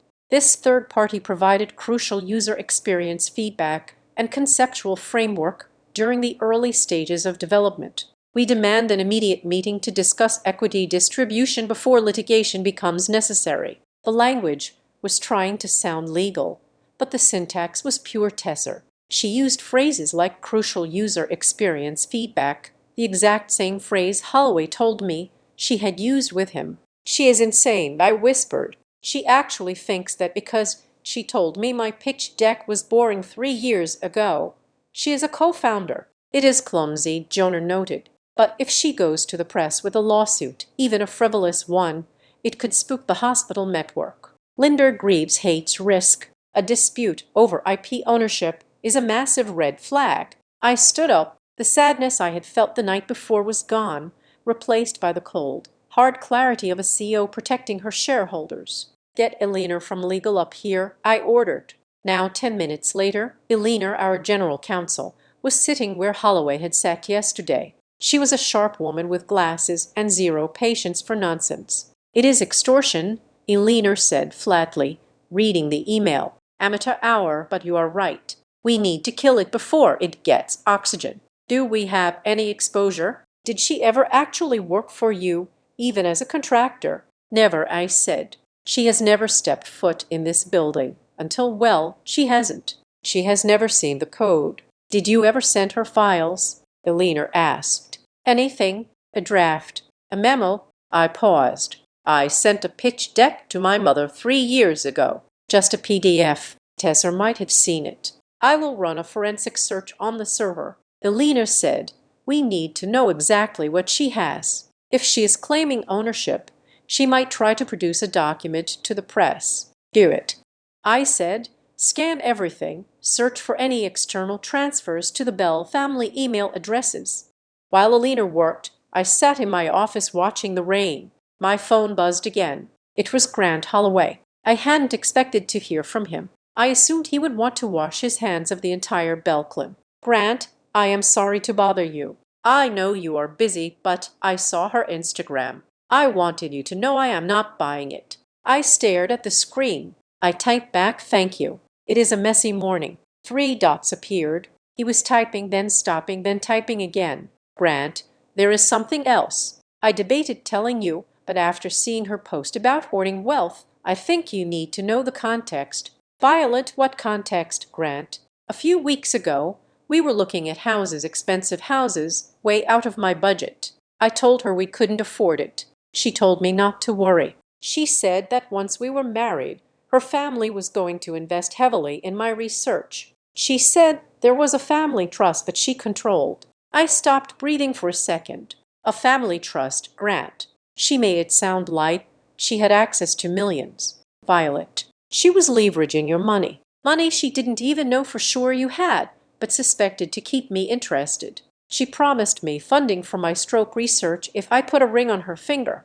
I let the phone drop to the desk. The puzzle was finally complete. It wasn't just about status. It wasn't just about being the pretty one. Tesser had been using me as a ghost bank. She had sensed I had money. Maybe she saw a receipt once or noticed the quality of a gift, and she had built a financial house of cards on the assumption that she could bully or guilt me into paying for it eventually. She wasn't just gaslighting me. She was embezzling a future she hadn't earned. Violent. Eleanor's voice cut through the fog. She was looking at her laptop, her expression grim. We found something, she said. I walked over to the conference table. It is from 2 years ago, Eleanor said, turning the screen toward me. Outgoing email from your account, but you didn't send it from your device. The IP address matches a residential connection in the suburbs. I looked at the log. Sender Violet Bell at Cascadia Command tesserbell@gmail.com attachment VP Clinical Roadmap internal V2 PDF. The date I said squinting at the screen November 24th Thanksgiving, Owena asked. I said the memory sharpening. I left my laptop open in the living room while I helped Mom in the kitchen. Tesser was working on the couch. She forwarded a confidential internal roadmap to herself. Elena said it is stamped with a do not distribute watermark. It outlines the 3-year rollout plan for the AI. She stole it. I said she didn't consult. She stole a trade secret. And here's the kicker, Elena said, typing a few more keys. We cross-referenced her email address with our competitor logs. 6 months ago, someone from a generic Gmail account approached Mecker Solutions offering insider info on Vantapulse's algorithm. They didn't bite, but the subject line matches the file name she stole. The room went silent. This wasn't family drama anymore. This was corporate espionage. Tesser had stolen a confidential document 2 years ago, kept it in her back pocket, and tried to sell it to a competitor when she needed cash, and now she was using her possession of that information to claim she was a co-founder. She walked right into a trap, Elena said, closing the laptop. If she tries to show that document to a journalist to prove she was involved, she is admitting to possessing stolen property. She committed a felony. Violet. I walked back to the window. I looked at the gray city. I thought about the sister who used to braid my hair when we were 5. I thought about the sister who called me a mess. I thought about the sister who promised her boyfriend my money. She thinks this is a PR war, I said softly. She thinks we're going to fight on Instagram. What do you want to do? Elena asked. We can send a cease and desist, or we can file a police report for theft of trade secrets. I thought about my parents. If I filed a police report, Tesser would go to jail, or at least she would face a criminal trial. It would destroy her. It would destroy the family. But if I did nothing, she would keep escalating. She would leak the road map. She would poison the St. Jude deal. She would tell the world I was a thief. Tesser had chosen to attack my reputation. She had chosen to attack my company. She had made this transactional. I am not going to play her game, I said, turning back to Elena. I am not going to argue with her on Facebook, and I am not going to send a polite warning. So, draft a formal legal complaint. I said misappropriation of trade secrets, defamation, and attempted extortion. Attach the server log showing the unauthorized transfer from my laptop. Attach the log of her attempt to sell to Medgar. You want to file it? Elena asked, raising an eyebrow. That is the nuclear option. No, I said, not yet. Draft it, put it on the official letterhead, and send a courier to my parents' house. To your parents? Yes. I said Tesser is staying there. I want it delivered to her hand along with a letter from me. What will the letter say? I looked at the water stain on the table where Grant Holloway's glass had sat yesterday. It will say that she has 24 hours to retract every statement, delete every post, and sign a non-disclosure agreement. If she refuses, or if she posts one more lie, we file the charges. I paused and tell her that the family trust she promised Dr. Holloway does not exist, but the prison sentence for industrial espionage is very real. Elena nodded. I will have it ready in an hour. And Elena, yes, boss. Make sure the courier arrives during lunch. I said, I want my parents to see it. Elena left the room. I sat alone. I felt a strange vibration in my hand. I looked down. I was clenching my fist so hard my knuckles were white. I wasn't angry anymore. I was efficient. Tesser wanted a successful sister. She wanted a powerful CEO in the family. Fine. She was about to find out exactly how a CEO handles a liability. I picked up my phone and texted Grant back. Violet, thank you for telling me. I am handling it. You won't be dragged into this. He replied instantly. I am not worried about me. Watch your back. Violet, she is desperate. Violet, I know, but she brought a rumor to a lawsuit fight. I put the phone down and turned back to my screens. The Vantapulse dashboard was glowing, green and steady, thousands of hearts beating in rhythm. It was a clean, logical system. My family was a mess, but I was done cleaning it up. I was about to excise the infection. The drive to my parents' house in the suburbs was a journey backward in time. I passed the high school where I had eaten lunch alone in the library. I passed the mall where Tesser had first been scouted for a local modeling gig that never went anywhere. Every corner held a memory of being the other sister, the background character in the Tesser Bell show, but today the script was being rewritten. I pulled my sedan into the driveway. My father's car was there, polished and gleaming. My mother's garden was perfectly manicured, winter pansies shivering in the cold wind. It looked like a postcard of suburban success. I grabbed the heavy leather portfolio from the passenger seat. It contained no Christmas gifts, no peace offerings. It contained facts. When I walked in, the atmosphere was funereal. My parents were sitting at the dining room table looking aged and bewildered. Tesser was not in the room, but her presence hung heavy in the air. The scent of her expensive perfume was everywhere. "Violet," my mother said, standing up halfway and then sinking back down. She looked tired. "Thank you for coming. We need to fix this." "I agree," I said, placing the portfolio on the table. "We do." "Good," my father said, leaning forward. He looked relieved, mistaking my resolve for capitulation. "Tesser is upstairs. She is a wreck, Violet. She hasn't eaten. This misunderstanding with Dr. Holloway, it has gone too far." "It is not a misunderstanding, Dad," I said, taking a seat opposite them. "And I am not here to patch things up with Grant for her." "But you have to," my mother pleaded, her hands fluttering nervously. "You are the only one he will listen to right now. If you just tell him that Tesser tends to exaggerate, that she meant well, he might take her back. Think of your sister's future. Think of the family." "I am thinking of the family," I said. "That is why I am here to set a boundary. I will not be removed from this family again, and I will not allow my name to be used as a stepping stone for Tesser's ambitions." "Oh, stop being so dramatic," my father snapped, his patience fraying. She borrowed a slide deck. "So what sisters share things? Why do you have to make it a federal case? You have done well for yourself. Clearly, why can't you just let her have a little credit? It doesn't hurt you." "It does hurt me," I said. "But that is not the point. The point is that you are asking me to endorse a lie." I opened the portfolio. "I want you to look at this," I said. I laid out the documents one by one, forming a grid on the polished wood table. "This," I pointed to the first sheet, "is a log of text messages Tesser sent to her friends 3 months ago. In them, she calls me a social liability and jokes about how she is going to hide the embarrassing sister to land the doctor." My mother looked away. "People vent, Violet."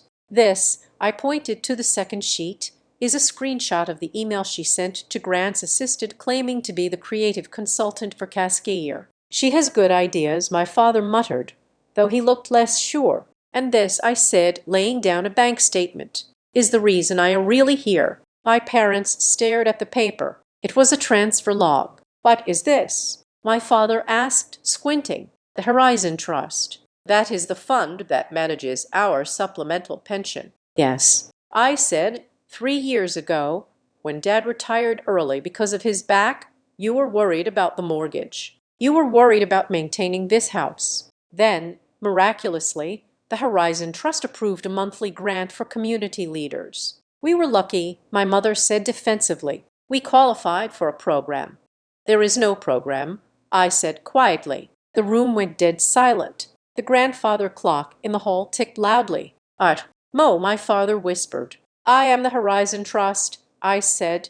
"I set it up 5 years ago when Vantapul started turning a profit. I funneled $3,000 a month into your accounts. I paid off the last $40,000 of the mortgage. I paid for the new roof last year." My mother's face went slack. Her mouth opened, but no sound came out.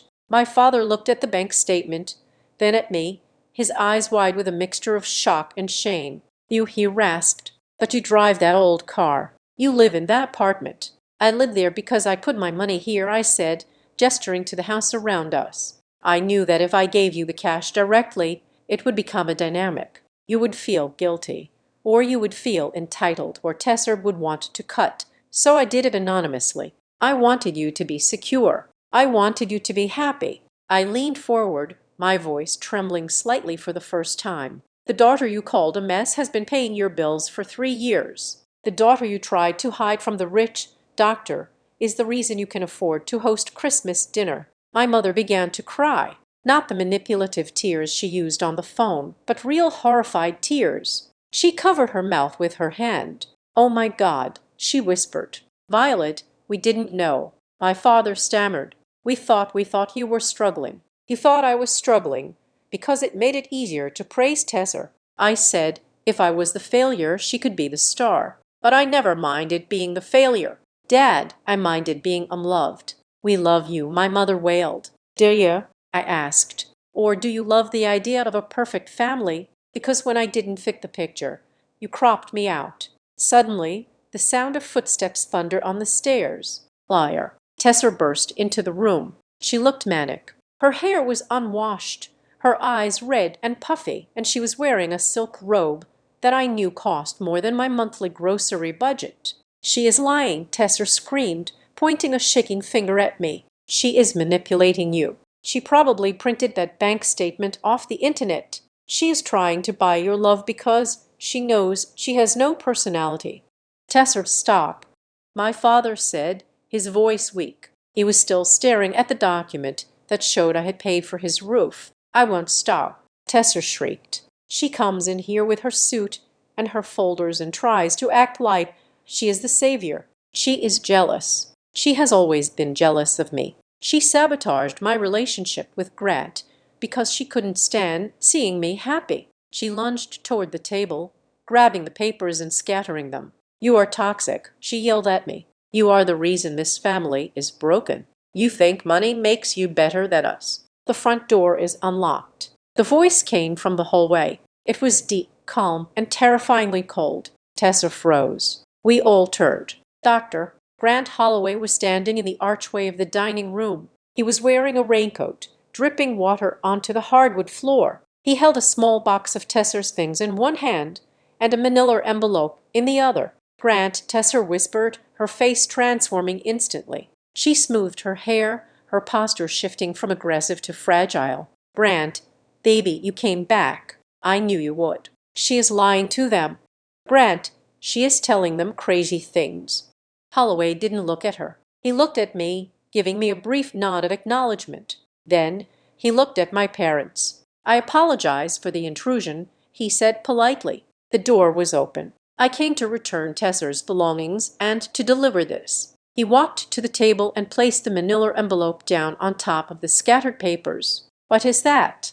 Tesser asked, her voice trembling. "Violet told you about the text messages," Holloway said, his eyes finally locking onto Tesser. "And she told you about the email to my assistant, but she didn't tell you the rest. Probably because she was trying to protect you from a felony charge." "Felony?" my father asked, standing up. "Now see here, doctor, this is a family dispute." "It is not a family dispute," Holloway cut him off. "It is corporate espionage." He tapped the envelope. "I made some calls last night," Holloway said.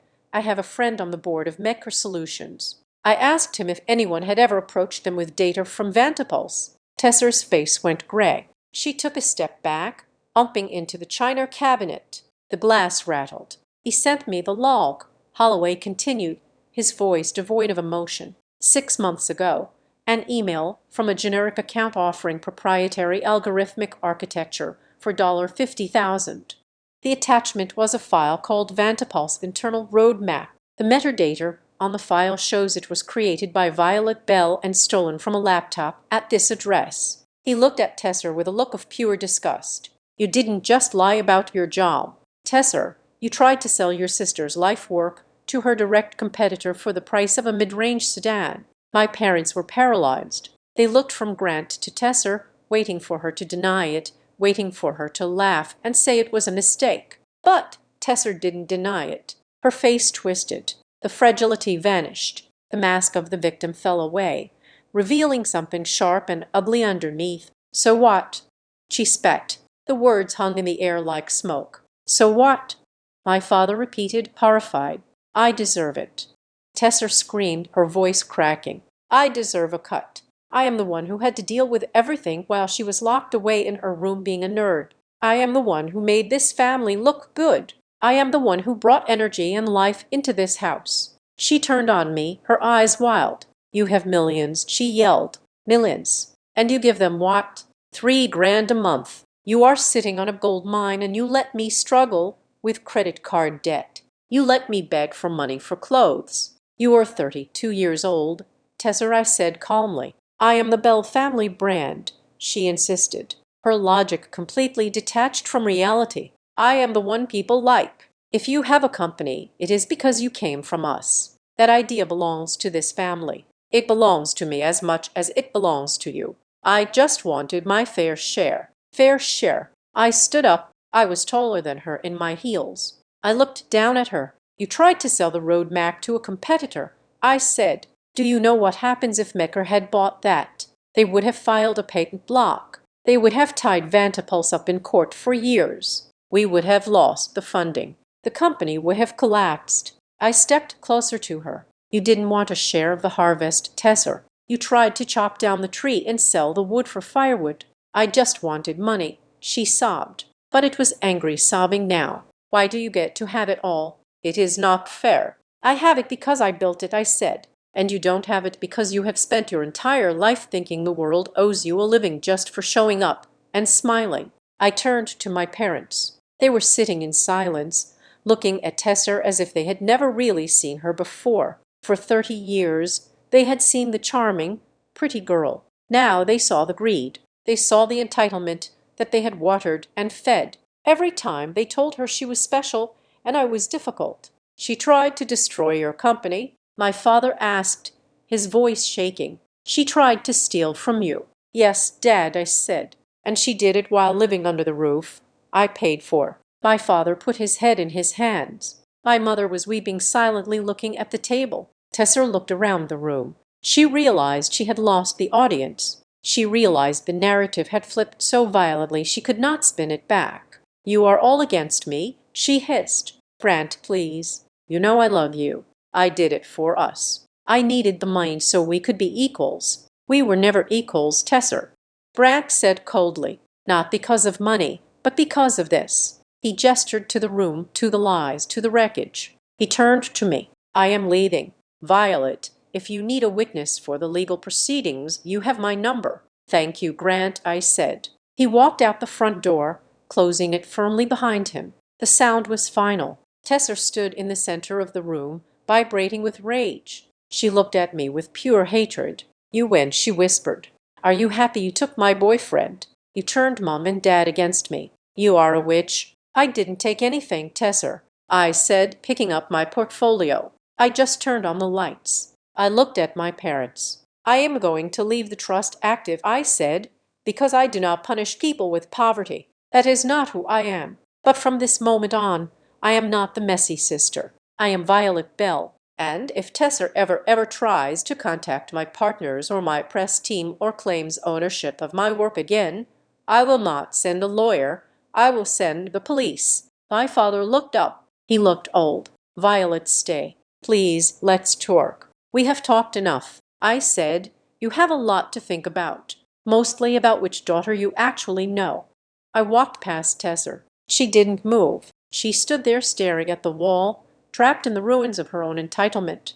I walked out into the cold winter air. The rain had stopped. The clouds were breaking. I got into my car and didn't look back at the house. I didn't need to. I knew exactly what was happening inside. The silence of a truth that had arrived 30 years too late. The morning of December 29th was not defined by the weather or the holiday lull, but by the sterile, terrifying precision of a legal proceeding. I sat at the head of the long mahogany table in boardroom A. This was not the room where we held creative brainstorms. This was the room where we handled acquisitions, mergers, and today the neutralization of a threat. To my right sat Leaner, my general counsel, her face set in a line of grim determination. To my left sat the Director of Human Resources, present strictly for protocol. Across from us sat Dr. Grant Holloway. He was not here as a boyfriend or an ex. He was here as a witness and a partner in the St. Jude Providence contract. but the most important chairs were the three empty ones at the far end of the table. They are in the lobby. Jonah messaged me on my tablet. Security is escorting them up. I looked at Alina. Do we have the full forensic report? We do, the leaner said, tapping a thick stack of files. And Violet? It is worse than we thought. The forensic team found the deleted emails from the server locks. Show me, I said. Alina slid a single sheet of paper across the table. I read it, and for a moment, the sheer audacity took my breath away. It wasn't just that Tesser had tried to sell the Vantapulse roadmap to a competitor for cash. That would have been simple greed. This was delusional. 6 months ago, Tesser had applied for a job as a chief strategy officer at a rival biotech firm. In her cover letter, she had claimed she was the silent architect behind Cascadier Clinical Innovations. She had attached my stolen roadmap not as a product to sell, but as a portfolio piece, claiming she had written it. She didn't just want my money. She wanted my brain. She wanted to skin me and wear my achievements like a coat so she could feel important. She actually thought she could do the job. Holloway asked, reading the document over my shoulder. His voice was quiet, laced with a mixture of pity and disbelief. She doesn't know the first thing about algorithmic bias or clinical compliance. She thought she could fake it, I said, staring at the paper. She thought being a CEO was just wearing nice clothes and telling people what to do. She never saw the work. She only saw the result. The double doors opened. My parents walked in first. They looked smaller than I remembered. My father, usually so boisterous and sure of his place as the patriarch, looked like he had shrunk inside his expensive coat. My mother was clutching her purse with white knuckles, her eyes darting around the room, taking in the panoramic view of the city, the awards on the shelves, the sheer undeniable weight of my reality. And then came Tesser. She was not wearing the red velvet dress. She was wearing a gray sweater and jeans. She wore no makeup. Her eyes were swollen. For the first time in her life, she looked like a woman who had run out of lies. Sit down, I said. It wasn't a request. They sat. My father couldn't meet my eyes. He looked at the table, at the glass of water, anywhere but the daughter he had underestimated for a decade. We are here to resolve the legal standing of the breach of confidentiality committed by Tesser Bell. Alina began, her voice professional and sharp. This is a formal meeting. Minutes are being recorded. Violet, my mother started, her voice trembling. Is this necessary? Can't we just talk as a family? We are talking as a family, I said. This is how this family talks now with facts. I pushed the document toward Tesser. We know about the job application to Medcar. I said, we know you claimed you wrote the roadmap. We know you sent them my proprietary data as a writing sample. Tesser flinched. She reached for the paper, her hand shaking. She read it, and a flush of deep, humiliating scarlet rose up her neck. I just wanted a chance, she whispered.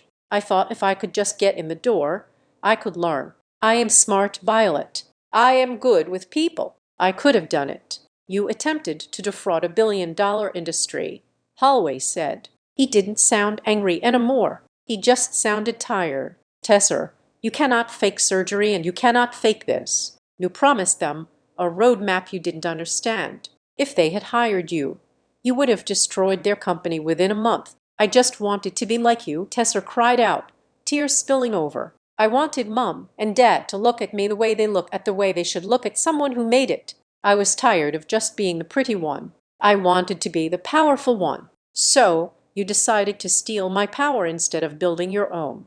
I said, I looked at my parents. This is the reality. I told them, your daughter didn't just tell a few white lies to get a boyfriend. She committed corporate espionage. She committed fraud. In the eyes of the law, she is a criminal liability. My father closed his eyes. Are you going to send her to jail, Violet? The room went silent. I could hear the hum of the server banks in the distance. I held the power to destroy Tesser completely. One phone call to the district attorney, and she would be trading her designer jeans for an orange jumpsuit. I looked at her. She was terrified. She was broken. No, I said. The air rushed out of the room. My mother let out a sob of relief. I am not going to put you in prison, Tesser, I said, because I do not need revenge. I have a company to run, and frankly, a trial would be a distraction I cannot afford. I nodded to Elena. She slid a thick document across the table. This is a binding settlement agreement, I explained. It states that you will return every digital file you stole. You will delete every copy. You will sign a strict non-disclosure agreement banning you from ever mentioning Cascadia, Vantapulse, or me in a professional capacity. You will retract your social media posts immediately. And if I don't, Tesser asked, her voice barely audible. Then the deal is void, I said, and the police report I have already drafted gets filed. This is your one chance. You walk away with a clean record, but you walk away with nothing else. No claims to my company. No claims to my money. No claims to my success. Tesser picked up the pen. She didn't argue. She didn't try to negotiate. She signed her name with a shaky hand. I am sorry, she whispered, pushing the paper back. Violet, I am so sorry. I know, I said, but apologies do not fix data breaches. Signatures do. I turned to my parents. And now for you, I said. My father looked up. Violet, we are so ashamed. We had no idea. I have a question, I interrupted, and I need an honest answer. It is the only thing I ask of you. I leaned forward. If I had stayed the hospital administrator, I asked. If I was still the broke, struggling daughter you thought I was, would you have defended me against Tesser? Or did you only start caring about my feelings when you found out I was the one paying for your roof? My father opened his mouth, then closed it. My mother looked down at her hands. The silence stretched. It was painful. It was the sound of a worldview collapsing. My father started, his voice cracking. We let ourselves be dazzled by her. We thought she was the winner. So we backed her. We thought you were the one who needed to be managed. It was lazy. It was bad parenting. We loved the version of her that made us look good. And now, I asked, now we realize, my mother said softly, that the version of you that made us look good was the one we ignored. We love the success, Violet. We are trying to love the daughter, but we don't know her anymore. It was a brutally honest answer. It hurt, but it was real. At least that is the truth, I said. I can work with the truth. I stood up. The agreement is signed, I said. Jonah will escort you out, Tesser. The tech team is waiting in the lobby to wipe your phone and laptop. Violet, Tesser said, standing up. She looked at me, really looked at me for the first time in years. How do I fix this? My life, it is actually a mess now. I have no boyfriend. I have no job. I have nothing. You fix it by starting over. I said, you get a real job, entry level. You work hard. You stop trying to be a star and start trying to be a person. I walked around the table and stood in front of her. You can fix broken by being honest, I said, my voice quiet but firm. Not by making me a mess so you can feel clean. Build your own life, Tesser. Stop trying to steal mine. She nodded, tears streaming down her face. Okay, okay. Jonah opened the door. My family walked out. They walked slowly, stripped of their pretenses, carrying the heavy weight of a second chance they barely deserved. When the door closed, only Grant Holloway remained. He stood up and walked over to the window, looking out at the city. You were kind, he said. Kinder than I would have been. She is my sister, I said. I don't want to destroy her. I just want to stop her. Well, you stopped her, he said. He turned to me. And you saved me. If I had married her, if I had taken that money she promised, you would have been beholden to a ghost, I said. He reached into his jacket pocket and pulled out a pen, an expensive silver fountain pen. I believe we have a contract to sign, he said. The St. Jude Providence Board approved the pilot program this morning. $15 million immediate deployment. I smiled. It was the first genuine smile I had felt in days. Let's sign it, I said. We sat at the table, the ghost of my family drummer fading into the background. We signed the papers. It was just ink on paper, but it represented thousands of patients who would be monitored, protected, and saved. Done, he said, capping the pen. Congratulations, MS. Oh, thank you, Dr. Holloway. He hesitated. About us. I mean not us, but the situation. I am sorry. I was part of the problem. You were the catalyst, I said. You didn't cause the crack in the foundation. Grant, You just stepped on the floorboard that was already rotten. You did me a favor." He nodded. "I'm going to focus on the work. I think I'm done with dating for a while. I need to recalibrate my radar for truth." "That sounds like a wise plan," I said. He offered his hand. I shook it. It was a warm, solid grip. "See you at the implementation meeting on Monday," he said. Monday. I agreed. He left. I was alone in the office. The silence returned, but this time it wasn't heavy. It was spacious. It was the silence of a room that had been cleared of clutter. I walked to my desk and sat down. I looked at the nameplate. Violet Bell, CEO. It meant something different now. Before it was a secret shield.